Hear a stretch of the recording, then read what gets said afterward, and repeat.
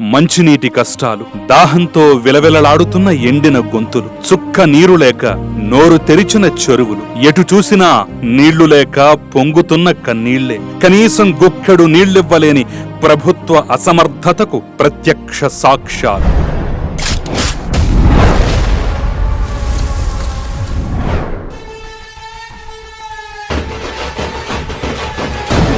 ఈరోజు ఈ గుంటూరు ప్రాంతంలో దాదాపు 3 లక్షల కుటుంబాలకి వాటర్ లేదు. ఇది యాక్చువల్గా తెలుగుదేశం పార్టీ ఉన్నప్పుడే దీనికి ఒక ప్రణాళికాబద్ధంగా 126 కోట్ల రూపాయలతోటి ప్రాజెక్ట్ చేశాం మనం 16-17 ఆ టైంలో.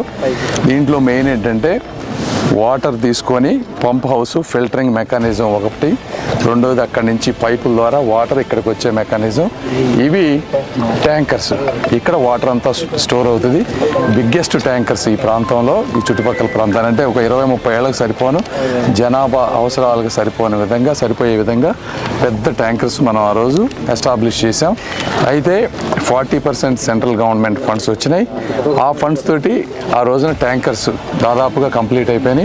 అయితే దీనికి కావాల్సిన ఒరిజినల్ రిజర్వాయర్, ఆ ఫిల్టరేషన్ మెకానిజము, పైప్స్ మిగిలిన డబ్బులతోటి 80 కోట్లతో చేయాలి. దానికి కావాల్సిన 30% స్టేట్ ఫండ్స్ గవర్నమెంట్ మారిపోయిన తర్వాత దీన్ని కంప్లీట్గా తీసి పారేశారు. ఇప్పుడు 4-5 సంవత్సరాలు డిలే అయిపోయింది. రేపు ఇది చేయాలంటే ప్రాజెక్ట్ కాస్ట్ ఎస్కలేషన్ అయిపోతుంది. సో గుంటూరు ప్రజలందరికీ కూడా ఎందుకు వాటర్ రావటం లేదనే దానికి ఇది రీజను. కొంతమంది అధికారులు కానీ ఇంకొకరు కానీ ప్రైవేట్ ట్యాంకర్స్ తోటి కుమ్మక్కైపోయి కొన్ని ప్రాంతాల నుంచి ఎక్సెసివ్ వాటర్ తీసుకొని ఆ వాటర్ని అన్ని ప్రాంతాలకి, ఈ అపార్ట్మెంట్లకు కానీ చుట్టుపక్కల ఉన్న వాళ్ళందరికీ కూడా అమ్ముకుంటా ఉన్నారు. రేపు తెలుగుదేశం పార్టీ వచ్చిన తర్వాత తప్పనిసరిగా ఈ ప్రాజెక్టు స్టేట్ గవర్నమెంట్ ఫండ్స్ ఏదైతే 30% ఉన్నాయో అవి పెట్టి వచ్చేసారి మళ్ళీ మీరు ఎలక్షన్కి వెళ్ళబోయే లోపు ఈ గుంటూరు ప్రజలకి ఈ వాటర్ ప్రాజెక్ట్ పూర్తి చేసి వాటర్ ఇచ్చే బాధ్యత తెలుగుదేశం పార్టీ మా ఎమ్మెల్యేల తరఫున అందరి తరఫున మేము తీసుకుంటాం.